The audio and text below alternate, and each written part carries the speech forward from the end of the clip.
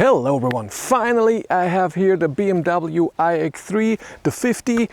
I saw the car the first time in September of 2025 at the Munich Motor Show, and so we're 10 months later, and in April the car came to the customers, and now I have it here. I can test it. I will test everything from range, driving, charging, long distance, infotainment system, everything, because it's very interesting. It's a big deal. This is based on the new platform of BMW, the Neue Klasse, 800 volt battery system and way more efficient motors, because this car has an amazing range and the tests will be awesome. Now, I've seen this car in a few colors. I've seen it on the road, like I said, at the Munich Motor Show, and it always looked great, but in black, not my thing.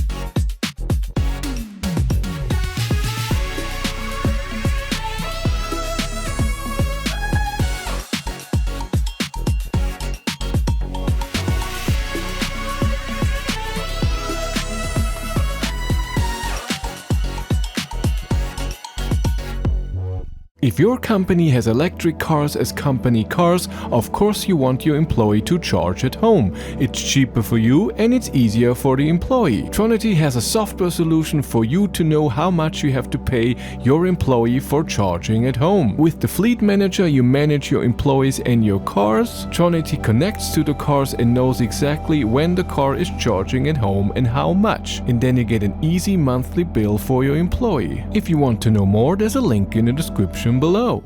So this is the xDrive50. That means the big battery, 115 kilowatt hours, over 108 kilowatt hours can be used, 800 volt battery system, all-wheel drive with 469 horsepower. There's also a rear-wheel drive with a smaller battery available as well, but I got the big one.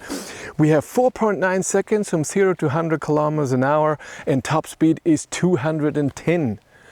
WLTP range 805 kilometers. That's incredible for an SUV, which is also all-wheel drive. And you can tow up to 2,000 kilograms, so really big caravans, which is amazing. The charge port is on the rear right, and it's an electric door. It opens up a bit slow, but it closes pretty fast. And you only have this, not the plastic thing that some other cars have. AC charging can be done with 11 kilowatt, DC up to 400 kilowatt. This gigantic battery from 10 to 80% takes only 21 minutes. Trunk space is really good, and it's a nice height, so you can put stuff in it. I haven't seen a 12 volt outlet here in the back. We have a second pocket down here, and this is big. You can fit a lot of stuff down here, which is really nice. We have this little thing to cover it up. We have the ski hole where you can put skis through it, and up here we just have locking. We have closing the trunk and locking the car at the same time. I love these. To get to the front, you have to open the bonnet twice. It's not on the key, and there's nothing on the screen where you can open it. It's done like it always was. And then it's also under this cover, which stands up by itself though. The front itself is really big, and I have a charging cable in here and a tire pressure thing. Here is your washer fluid. It's a good space. On the rear seats, this seat is of course always in my position. I'm 180 centimeters tall, around 6 feet. I have enough leg room. If you're very tall or the person in front is very tall, this is hard. So when you have your knees in there, that's not nice. Headroom, I have also a tiny bit. This car doesn't have a panoramic roof, which is amazing for me. But I think with the panoramic roof, you would have a bit more space. In the door, we have a door opening, a different button than usual. Window opening, no seat heater in this car. I don't know if this is available. We have air vents here in the back, 2 USB-Cs, a middle armrest with 2 cup holders, but that's it. Not even a pocket or anything. And 2 little lights up here. Not even the handles. The car doesn't have those handles. I love these. In the front, I have this much headroom, but I'm also in the lowest position as well, as I always am. But it's nice and comfy. The seats are good. adjustment for the seats is in the door, like Mercedes. There is no button to get right away to your seat heater. You have to press this button or go here into the seat menu. There's not one button that you press and your seat heater is on. I also don't have seat ventilation in this car. Again, I have no idea if this is available. It would be a bit sad that BMW doesn't give me a fully equipped one. And in the door then you have a lot of buttons. We have a window opening, we have the window settings, we have of course mirror control and opening the trunk. It's not down here, it's all in one little thing here. Adjustment of the steering wheel is done manually.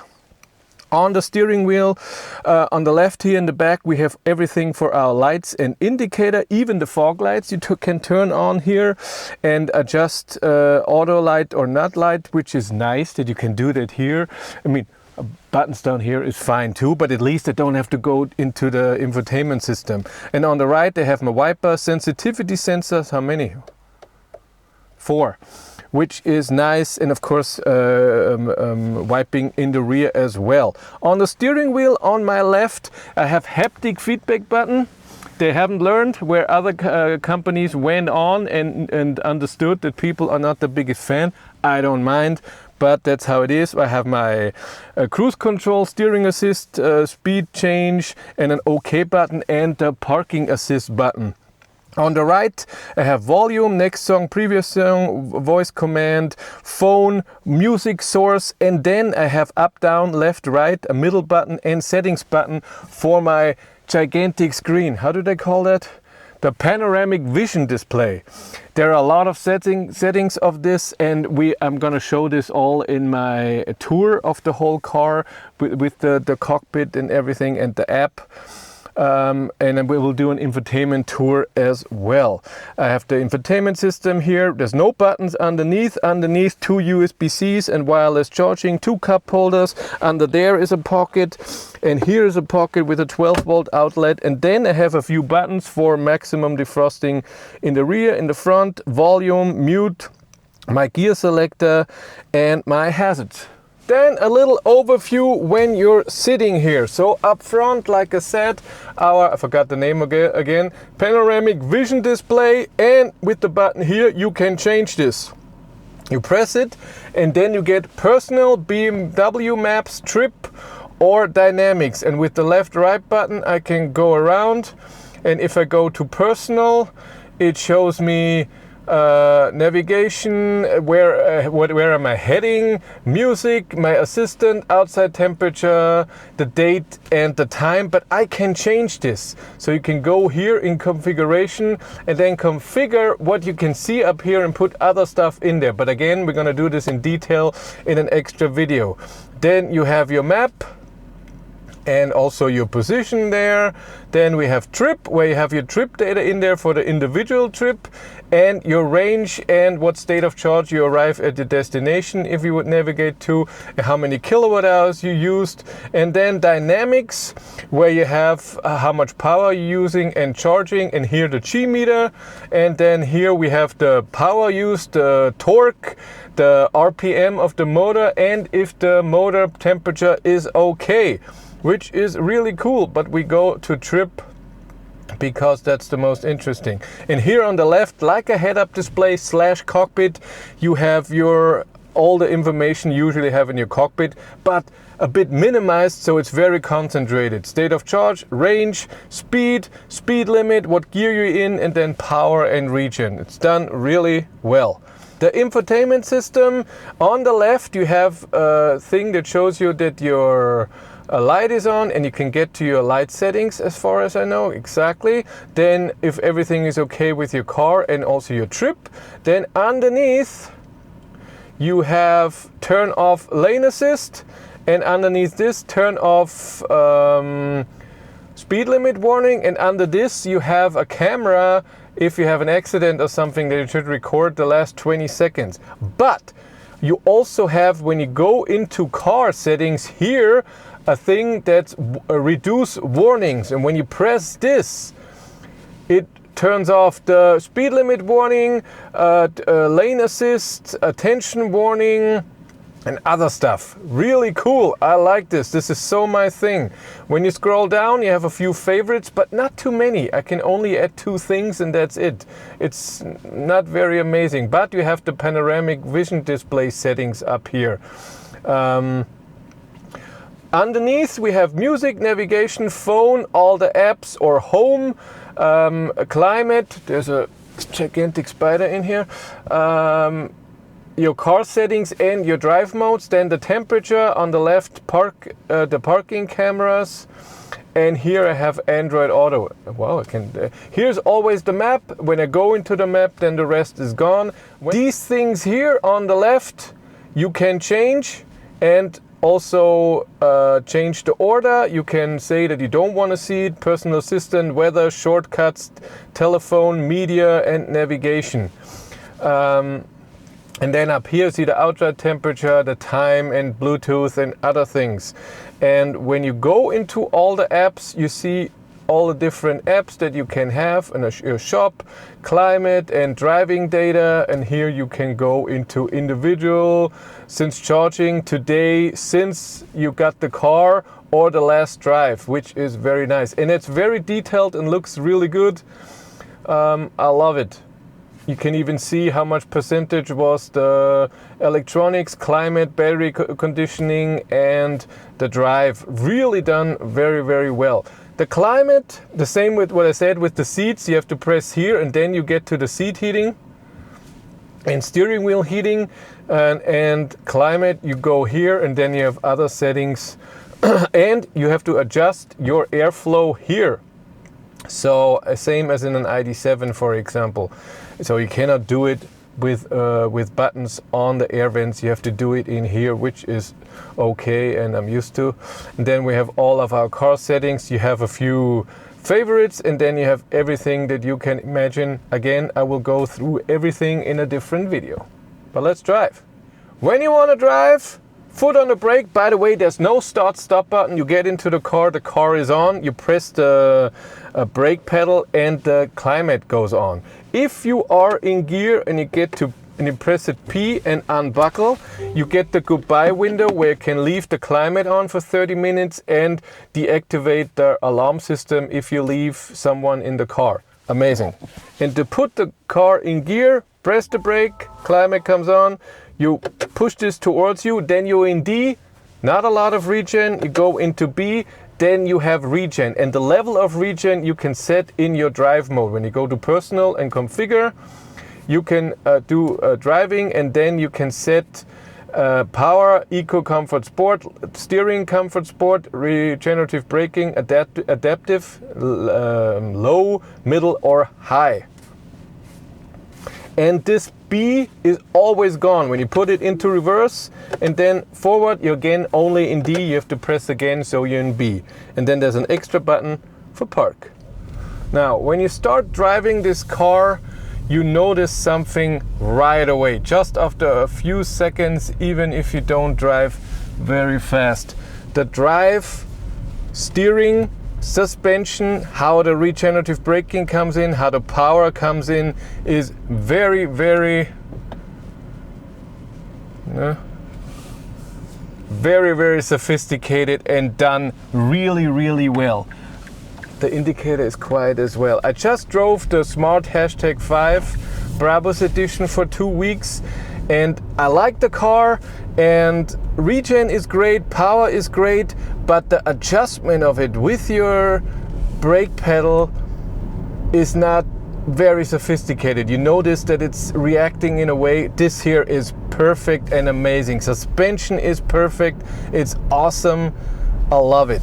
Quietness in here when you drive under 130 is nice. Above 130, I find it a bit too loud, a bit too much wind noise. But we'll see this in my range test. This is a bit too early, even though I drove yesterday almost 200 kilometers in it. Regen is nice and strong. I have it on high. It's awesome. The steering feels incredible. It's not too light, not too heavy. It's very precise. Very, very nice. You can just feel when you drive it a bit, this is a different League, this is why this car starts at 75,000 euros. It's just different. Cruise control. You press this button, it takes the speed that you're driving, you can adjust it. One little press is 1 kilometers an hour. When you press strong, it's 10 kilometers an hour. The speedometer is 2 kilometers an hour off the real speed. Now, you have steering assist on. You can turn this off, not on the steering wheel. You have to go into infotainment system. The same for the distance. You can turn it off, resume. With minus, you can go into the new speed if you want that. When you drive up to 130 on the highway, it does the automatic steering for you, where you don't have to touch the steering wheel. And when you navigate somewhere, I have to test it if you have to navigate, you have to do it in the i5, then it will also do the lane changes for you with you just looking into the mirror without having to do anything. You can also have the cruise control in, take the speed that it recognizes. I haven't found the setting that you can adjust if it's the exact speed or less or more, because you can do that. In the old BMWs you could do that. I'm sure it's available. But when you drive like this, you can also press the OK button to take the speed exactly what it recognizes. And again, there should be a setting where when it's 70, for example, you can put +8 and then you have 8. But overall, I drove it yesterday, really nice. The lane change assist for me is a bit too fast. I would do it a bit slower. Other than that, steering assist is awesome. Sadly, the not touching steering assist only works till exactly 130. But in my range test, for example, I'm gonna drive 132 because the speedometer is a bit off. And then in my long distance trip, I will most likely drive 140, 150 since this car charges so amazing. Now I went to sport mode and we're gonna do the acceleration.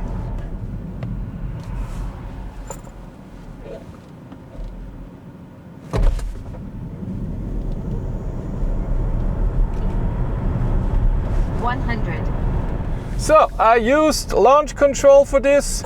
You press with your left foot, you brake pedal, and with your right foot you floor it, and then whenever you want to go, you just leave the brake and it kicks in big time. But acceleration is good, not incredible, but 469 horsepower for a car that weighs, I'm sure, 2.5 tons.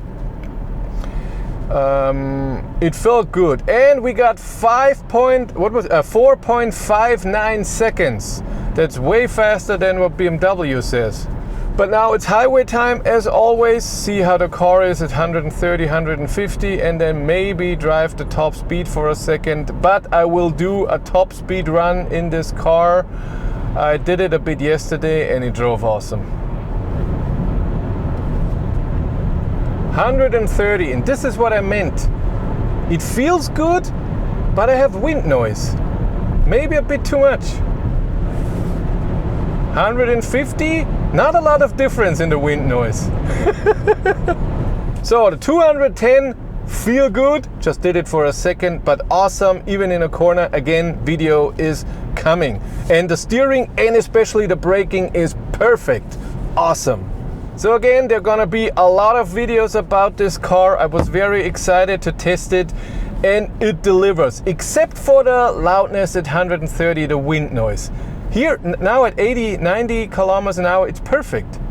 But at 130, it's a bit too loud. They should work on it. I don't know if it's the wheels, special wheels on there that maybe are too loud. But other than that, it's awesome. I love how it drives. I love what it feels like. Steering, brake, regenerative braking, the seats, the comfort.